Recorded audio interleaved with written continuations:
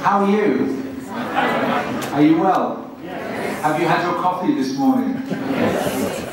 I've drunk a lot of coffee since I've been here. How good is your English? Oh, good. Are you all, can you raise your hand if you are an English student, a student of English? Oh, very good, very good. And can you raise your hand if you are a teacher of English or a lecturer? Oh, don't hide, don't hide. I won't ask any difficult questions, don't worry. Oh, good. So we've got some teachers. And could you raise your hand if you are a student or a teacher of a different faculty? Yes. Okay. So about 50-50. French. Okay, very good. Good, lovely. I've been very impressed at how linguistic you are here in Algeria with French and Arabic and English and Berber and everything. It's extremely impressive how you hear people flick between different languages in one sentence sometimes.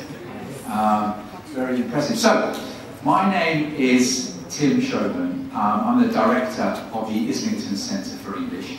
We're an English language school in... Oh, can I pick this up and walk around now? Okay, I'll stay where I am. So, we're an English language school in central London, in the UK.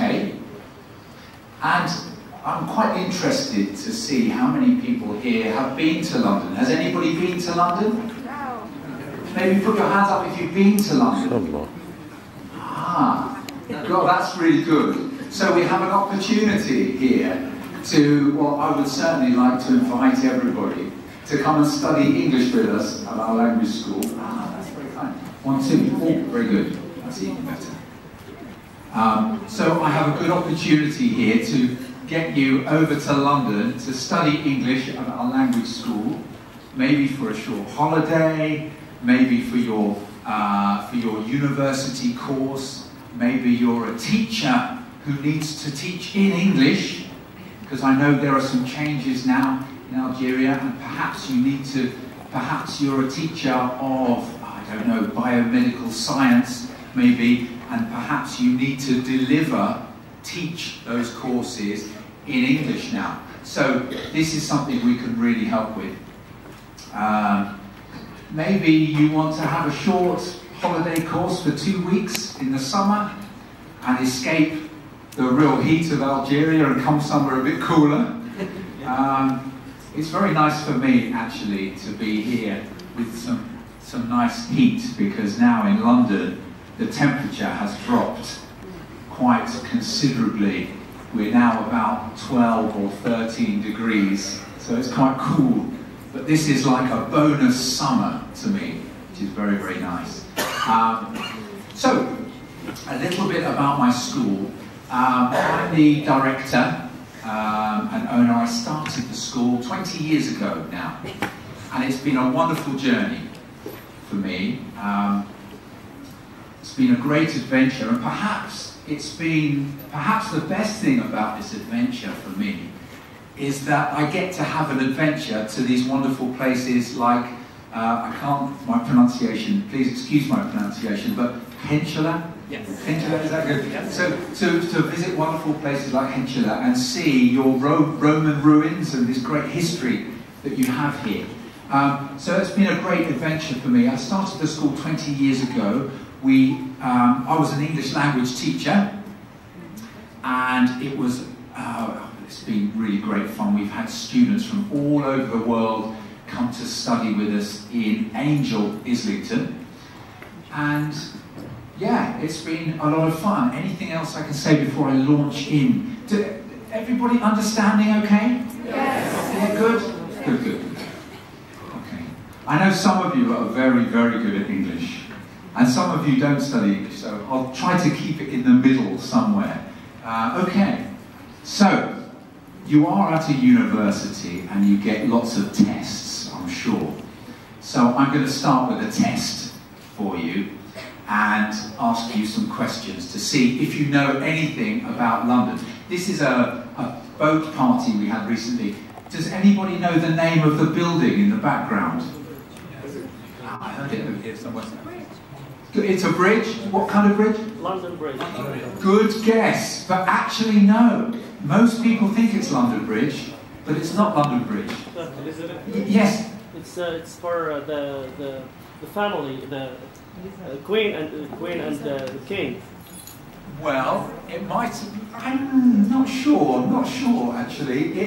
Most people think it's London Bridge, but it's not. Any other guesses? It's not a Buckingham Palace. No.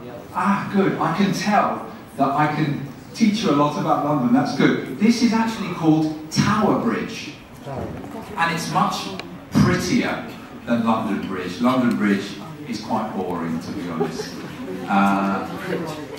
It's called Tower Bridge. Very good. Does anybody know how old it is?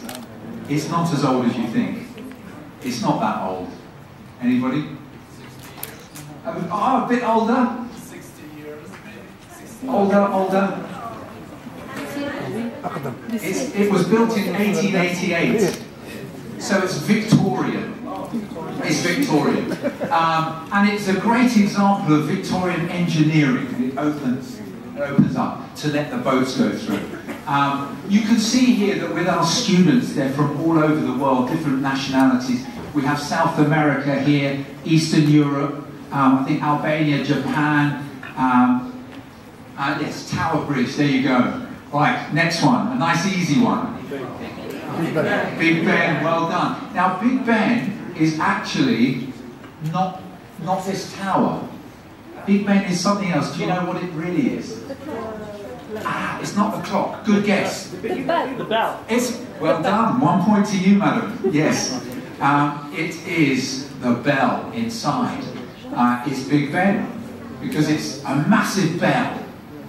Bell, you know, bong, big bell. And the tower itself. Does anyone know the name?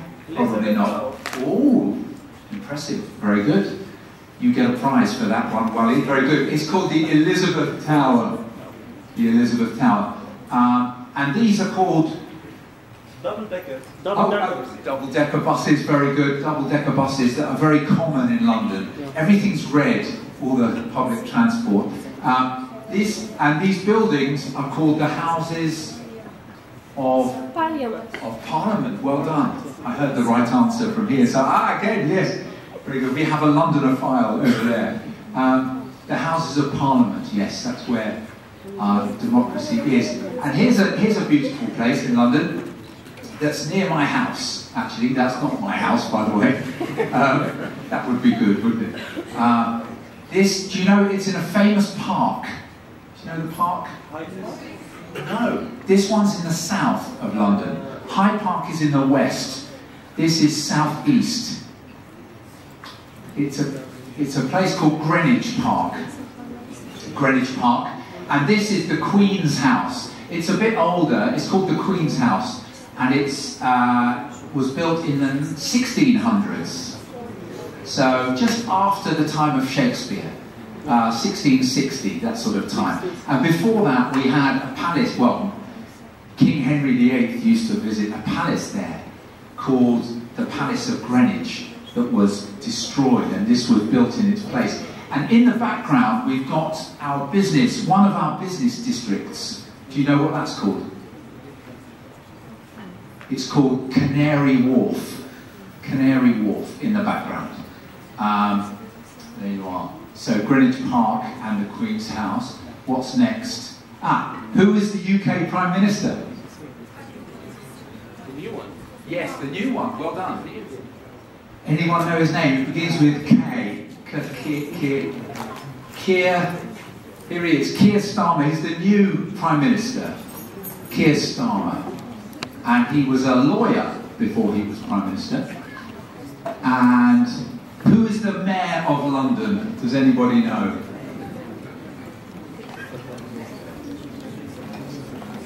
He's famous for being the first Muslim Mayor of London.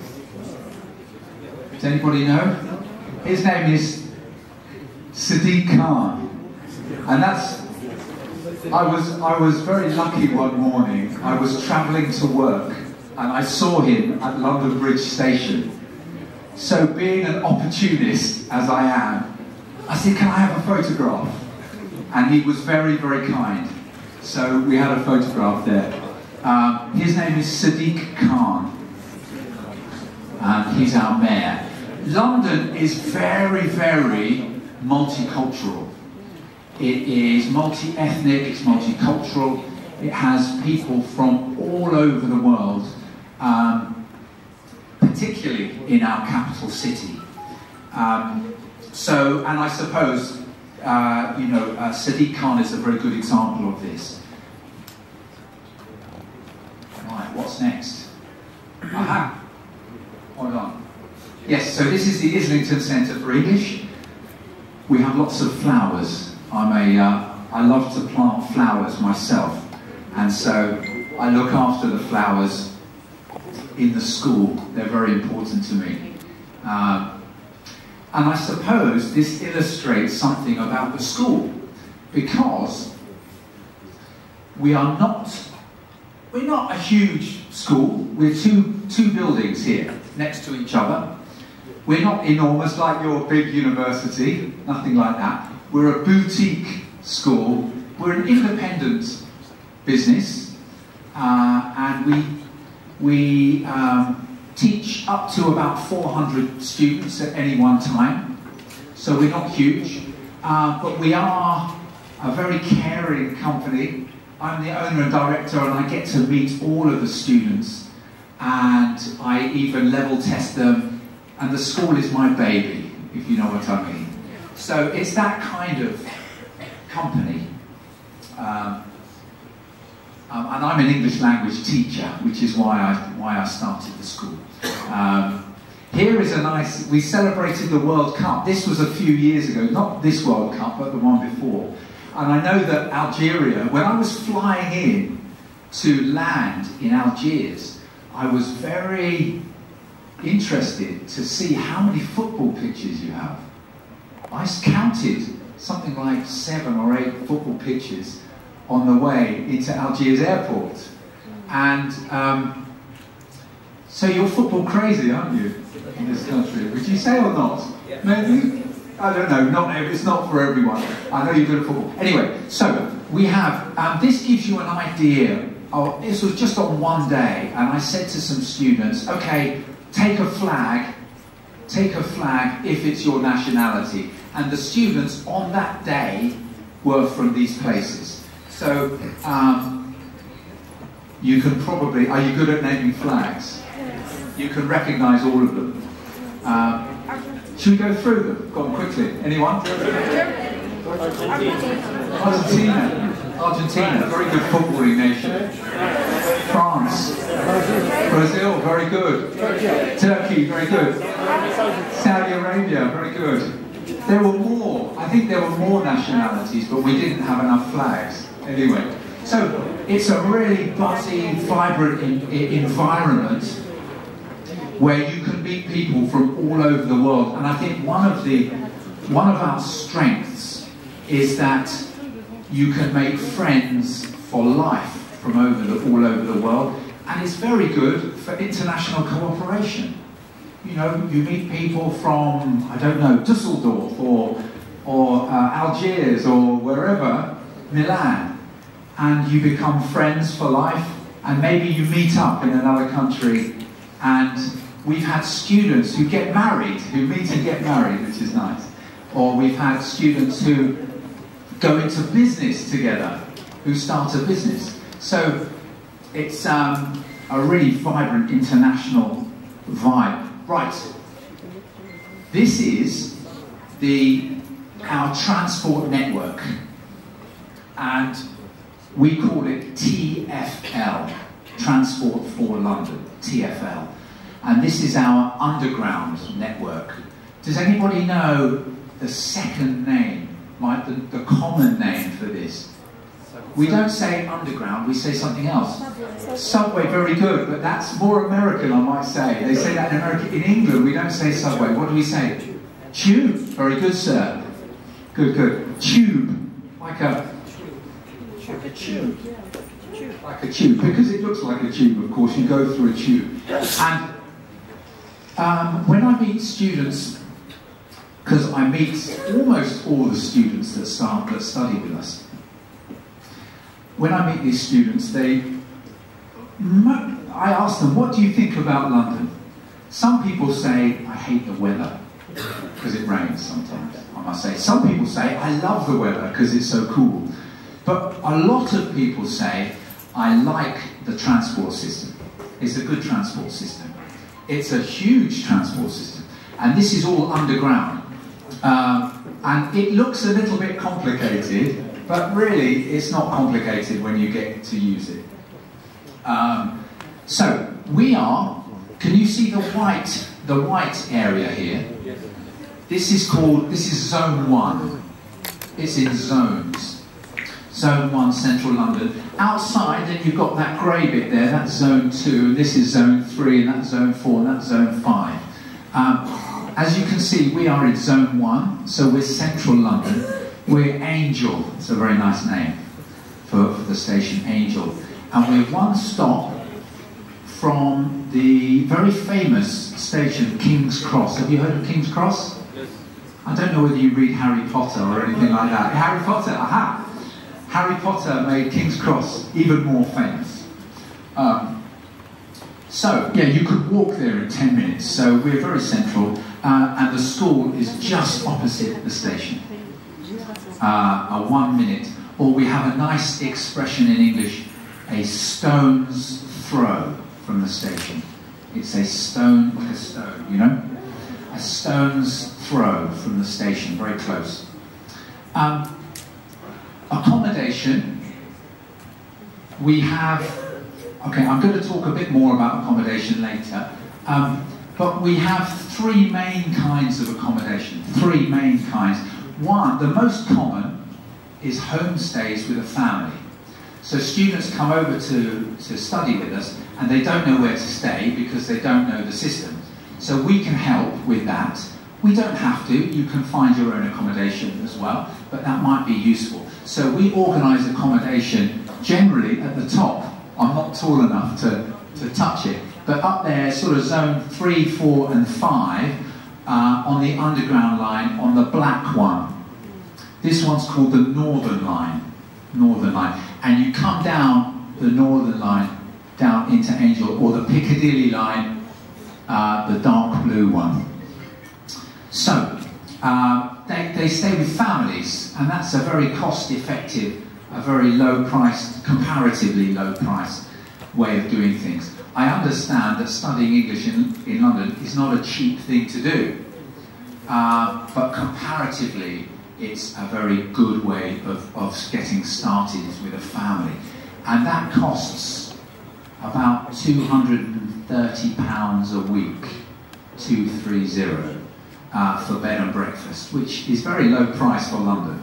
I don't know what the exchange rate is at the moment, so you need to think, what does that mean in your currency? Another way to do it is to live in the centre in a student residence. So a student residence is a university, just like this, a university campus residence. And they're really very, very good. You've got good internet and all that sort of thing. And they're very modern and close to the school, but they're quite expensive. So you can pay at least £350 to £400 a week to stay in them. They're more expensive, but you can spend more than that as well. Another place to stay is slightly further north of the school in a house share or a flat share, so you can share an apartment with students, and that's quite good value, somewhere between families and residences. Does that make sense? Are you following me? Yes, Good. we are. Give me a thumbs up. This is fun. Okay, so our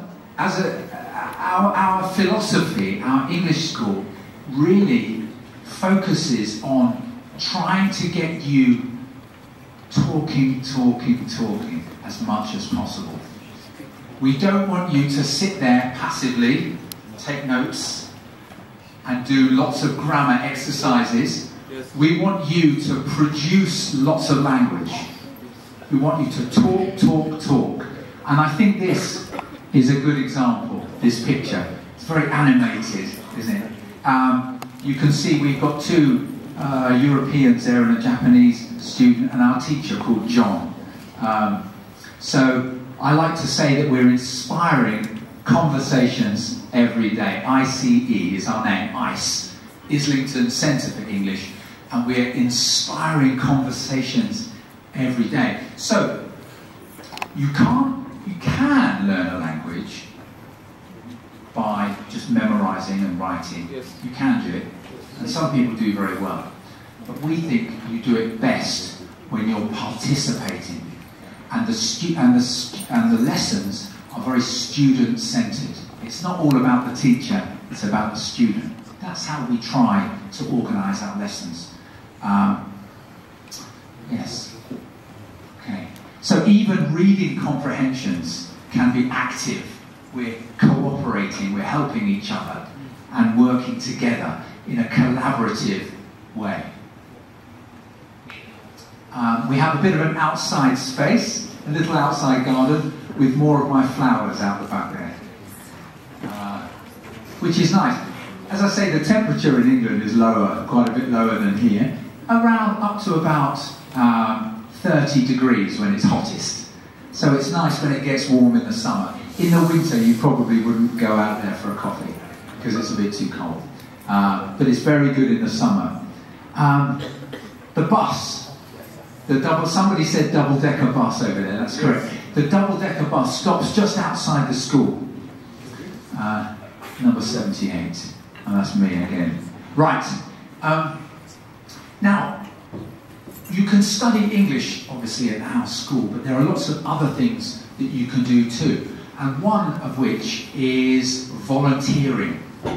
So, if you like to work for a charity, and it gets you very good work experience as well, this gentleman here is a lovely young man called Max, and he was from Paris. And Max from Paris has volunteered 2 years in a row, consecutively, 2 years, to study in the morning and work at this charity shop in the afternoon, which is a really nice thing to do. So you can study every morning, 9:15 to 12 o'clock. That's 2.5 hours with a teacher. And then every afternoon he goes to Oxfam and he helps the charity, and he will deal with customers, he will take money from customers, he will organise the clothes in the shop, and he does a wonderful thing for people, for poor people and people in need. And also, he's getting lots of work experience. So it's not called work experience, it's called volunteering, which is important actually for the visa application. But in reality, it's very good experience, isn't it? Because you can then say to your next job, your next employer, I have worked in an English company. I can understand instructions in English, I can carry out tasks for my manager, and it puts you in a strong position to get a job in the future. Sorry about this very bad photograph, but I couldn't find another one. It's our timetable. So we do different levels, anything from, do you know about the CEFR ratings? CEFR, Common European Framework for Language Assessment. And the scale goes from A1 up to C2. And that is, A1 is a beginner level. Hello, that's it. C2 is a proficiency level, like my lovely host Walid over here, who's a proficiency plus, in fact, level, who's really fluent, very, very capable in English, uses idiomatic expressions accurately, can work as a manager in an English-speaking company. and so the language is more nuanced, more subtle and nuanced, and very, very fluent, so you're not stopping so much, you're not thinking too much, you're able to just talk very fluently. So we have various levels that we run, as I say, and then we do IELTS. So IELTS is an important course for us. Have you heard of IELTS? Good. The International English Language Testing System, and it's very good for a number of reasons. In fact, apparently, it is the world's most popular exam, I hear. I haven't verified that, but I think it's IELTS who say that, the world's most popular exam. So, you can take it for a number of reasons, IELTS. IELTS is good for immigration, so if you want to live in an English-speaking country, then you will be asked for an IELTS result. It's also good for certain professions, so you might want to work in medicine, or law, or what's the other one? Architecture, I think is quite popular with IELTS. So if you want to work in certain professions, they ask you for an IELTS score. And what else is it good for? It's good for certain visa types. Most visa types these days coming to London are for a set period of time. So you come in and study, and then go back, or you come in and work. You have a Tier 5 work visa, it's also possible. Or you have a general student visa, which used to be called a Tier 4 visa, that requires IELTS. So IELTS is very useful. It's academic English, so it's a certain kind of English. If you don't want, I call it the language of university. It's university English. You talk about graphs, you talk about trends, you talk about scientific subjects, scientific matters, all those sorts of academic topics. And you get a score between 0 and 9. Sorry, not 0, 3 and 9. It's a very strange scale. I think this must be the only scale in the world that starts at 3 and ends at 9. Anyway, I don't know. There you go. So you can study that every morning, and you can study general English in the afternoon. Yes, I recommend IELTS to people who have a specific reason for doing it. The reason might be academic, so you want to improve your academic English, but it might also be that you want to, get a job as a doctor, for example. What do I need to know about studying in the UK? Okay, actually, one thing. Has anybody got a glass of water? I could do with a little drink if anyone. I don't know if anyone's got one, but anyway, I'll just throw it out there. What do I need to know about studying in the UK? Right, what have I got? Accommodation. So I've mentioned this before. B&B. Do you know what B&B means? Yes. Bed and breakfast. Very good. Bed and breakfast. B&B homestay with a family. So it's one of our cheapest possibilities. And then you've got a shared twin room in a student house. So that costs about £250 a week. They're very good, and you can share a kitchen, you can share a bathroom sometimes. Sometimes you're lucky you get an ensuite bathroom. Or you can stay in a halls of residence, as I mentioned, from £300 a week, or it could be more. As I said, it could be more expensive. As this is not a great photograph, but is there anyone I could find of a student house share, typical house share? Homestay with a family is a very good opportunity with a family to speak more English. So you supercharge your lessons. You're studying English in the mornings, but then you go and you eat with your family and you get an extra opportunity to enrich your language. And what we say, I mean, London, as we say, is very multicultural, but what we do say is that every family will speak English in the home. It's a single ensuite room.